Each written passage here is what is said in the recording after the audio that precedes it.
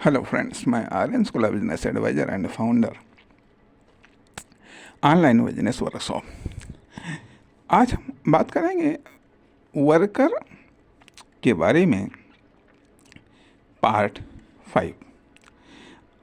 अर्थात अब सवाल क्या उठता है, या ये कह लीजिएगा, यहाँ पर हम वर्कर के बारे में कुछ और चर्चा करने जा रहे हैं कि एक तो पूर्णकालिक वर्कर, दूसरा temporary worker, by chance worker या अल्पकालिक वर्कर।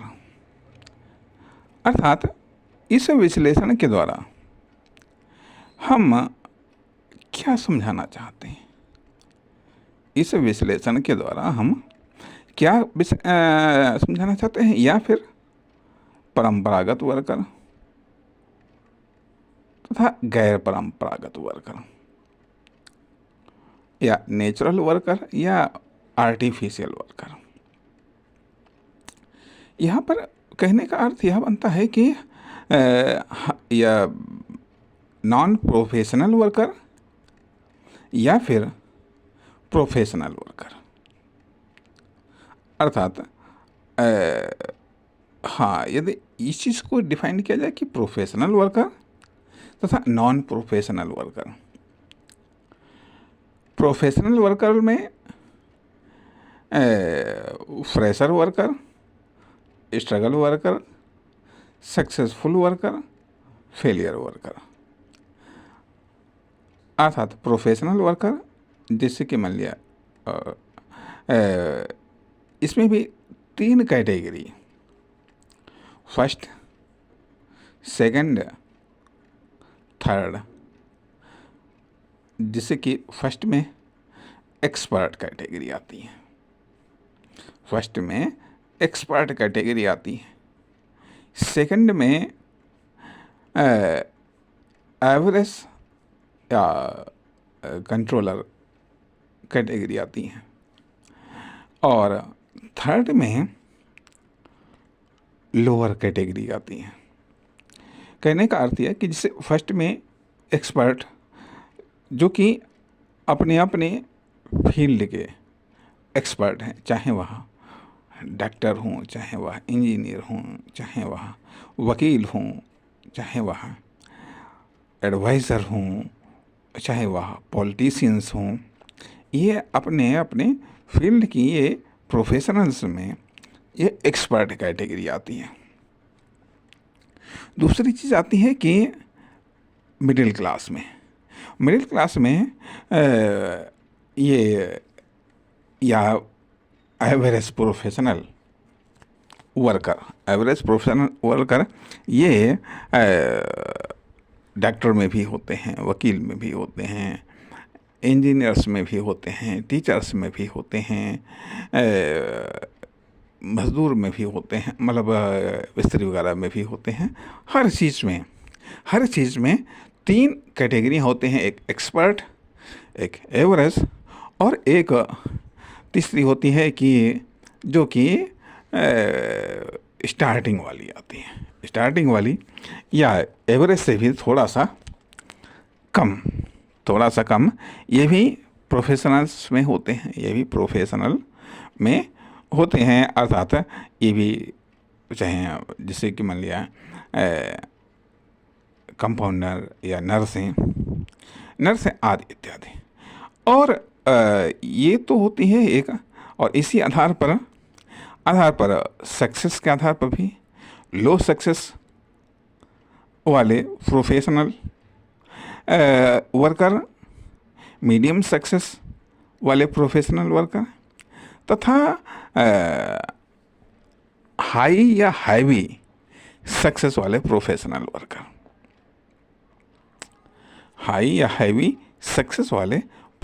वर्कर, तथा ये लगभग परमानेंट होते हैं अर्थात ये लगभग पूर्णतः लाइफ वाले वर्कर होते हैं। तथा इसके अलावा जो नॉन प्रोफेशनल वर्कर होते हैं, नॉन प्रोफेशनल वर्कर होते हैं, ये तो कोई भी हो सकते हैं, या ये कह लीजिएगा ये टेम्परेरी वर्क करने वाले होते हैं। अर्थात ये जो ज़्यादातर जो एक्सपर्ट होते हैं वो एक फील्ड को कवर करते हैं या एक सब्जेक्ट को कवर करते हैं। एक्सपर्ट वर्कर या तो एक फील्ड को कवर करते हैं या फिर एक सब्जेक्ट को कवर करते हैं। एक सब्जेक्ट को कवर करते हैं। अब जिससे कि मान लिया दुकानदार, ये भी एक प्रोफेशनल वर्कर है, ये भी एक प्रोफेशनल वर्कर है, ठीक है। तथा अब एक भिखारी यह भी अपने आप में एक प्रोफेशनल वर्कर है। लेकिन एक आम आदमी एक नॉन प्रोफेशनल वर्कर है। नॉन प्रोफेशनल वर्कर है अर्थात ये है आम आदमी किसी के साथ में भी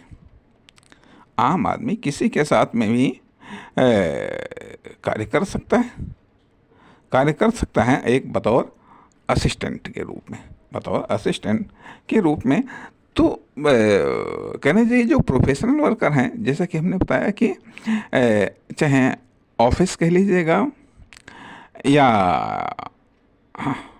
कह लीजिएगा फैक्ट्री, तो जो प्रोफेशनल वर्कर हैं इनका अपने आप में एक बॉर्डर लग जाता है कि यहाँ पर इस चीज़ के वर्क का या इस चीज़ के आउटपुट का प्रोडक्शन होता है या कार्य किया जाता है।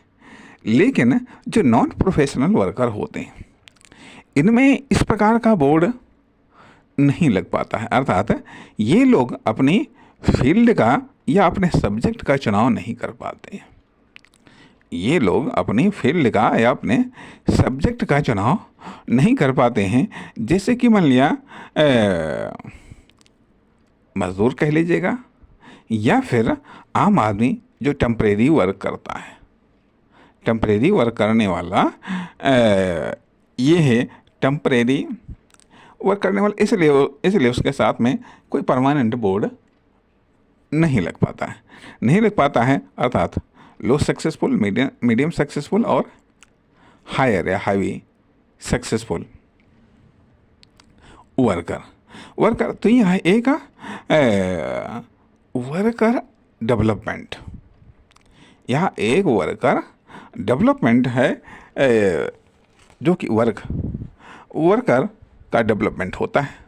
अर्थात यह एक आम आदमी से वर्कर बनता है, वर्कर से प्रोफेशनल वर्कर बनता है और एक फिर नॉन प्रोफेशनल वर्कर बनता है। अर्थात नॉन प्रोफेशनल वर्कर के बारे में थोड़ा सा और हम बात करना चाहेंगे कि आखिरकार ये नॉन प्रोफेशनल वर्कर होता क्यों है या फिर जो बेसिक वर्कर तथा स्ट्रगल्ड वर्कर, किसी फील्ड में या किसी सब्जेक्ट के लिए स्ट्रगल करने वाला वर्कर, सक्सेसफुल वर्कर और फेलियर वर्कर। अब क्या स्टूडेंट को एक वर्कर माना जा सकता है? क्या स्टूडेंट को एक वर्कर माना जा सकता है? या क्या स्टूडेंट को एक प्रोफेशनल वर्कर माना जा सकता है या फिर नॉन प्रोफेशनल वर्कर माना जा सकता है? अर्थात वर्क की 3 कंडीशंस होती हैं: preparing conditions, working conditions, earning conditions. Preparing conditions, working conditions, earning conditions और चौथी इन्वेस्टिंग कंडीशंस, 5वीं डेवलपमेंटल कंडीशंस। ध्यान दीजिएगा कि पहली कंडीशंस लर्निंग कंडीशंस या प्रिपेयरिंग कंडीशंस, लर्निंग या प्रिपेयरिंग कंडीशंस, वर्किंग कंडीशंस,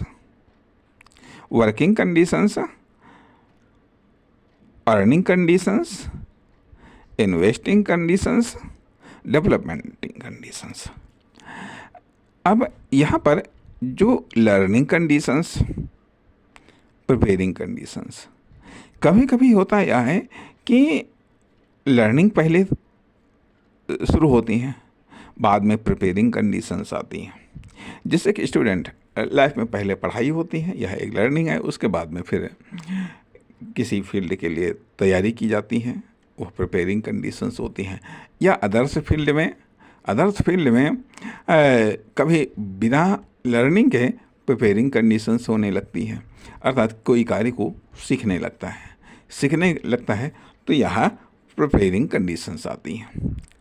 कभी ज़रूरी नहीं है कि हर कार्य के संदर्भ में पहले लर्निंग हो फिर प्रिपेयरिंग हो, या अर्थात लर्निंग से भी वर्किंग आ सकती है कंडीशंस, प्रिपेयरिंग से भी वर्किंग कंडीशंस आ सकती है, और विदाउट लर्निंग विदाउट प्रिपेयरिंग भी वर्किंग कंडीशंस आ सकती हैं। तो अब सवाल ये भी देखना होगा कि कंडीशंस क्या है, अर्थात पहले लर्निंग फिर प्रिपेयरिंग फिर वर्किंग कंडीशंस आई है, या लर्निंग से वर्किंग कंडीशंस आई है, या प्रिपेयरिंग से वर्किंग कंडीशंस आई है, या फिर विदाउट लर्निंग विदाउट प्रिपेयरिंग की वर्किंग कंडीशंस आई है। अब वर्किंग कंडीशंस के बाद में फिर आती है कि अर्निंग कंडीशंस, और अर्थात जो आपने लर्न किया है या जो आपने वर्क किया है, जो भी किया है, क्या उससे आपको वर्क मिल रहा है, क्या आप उससे वर्क कर पा रहे हैं, और यदि आप वर्क कर पा रहे हैं तो क्या उससे अर्निंग भी हो रही है, अर्थात वर्किंग के बाद में अर्निंग कंडीशंस आती हैं कि क्या उससे अर्निंग हो रही है, कितनी अर्निंग हो रही है, किस प्रकार की अर्निंग हो रही है, क्या क्या अर्निंग हो रही है आदि इत्यादि। यदि अर्निंग हो रही है तो क्या उसमें इन्वेस्टिंग कंडीशंस आ पा रही है, क्या उसमें इन्वेस्ट किया जा रहा है, या इन्वेस्ट आप कर रहे हैं, क्या यह इन्वेस्ट हो सकता है, क्योंकि यदि इन्वेस्ट नहीं होगा तो डेवलपमेंट कंडीशंस नहीं आएगी। क्योंकि यदि अर्निंग कंडीशंस होगी, जब अर्निंग कंडीशंस होगी स्वाभाविक बात है तभी आप आगे बढ़ेंगे, और जब अर्निंग कंडीशंस होगी तब इन्वेस्टिंग कंडीशंस आएगी, तभी आपका इंटरेस्ट जागेगा, तभी आपको संभावना दिखेगी, परिणाम या दूसरे को दिखेगा, तभी उसमें इन्वेस्ट किया जा सकता है। जब इन्वेस्ट किया जाएगा तभी उसमें डेवलपमेंटिंग कंडीशंस आएगी, तभी उसका डेवलपमेंट होगा। इसलिए यह कार्य की कंडीशंस हैं, learning conditions, preparing conditions, working conditions, earning conditions, investing conditions और डेवलपमेंटिंग कंडीशंस। अब यहाँ पर फेलियर का अटैक कहीं पर भी हो सकता है।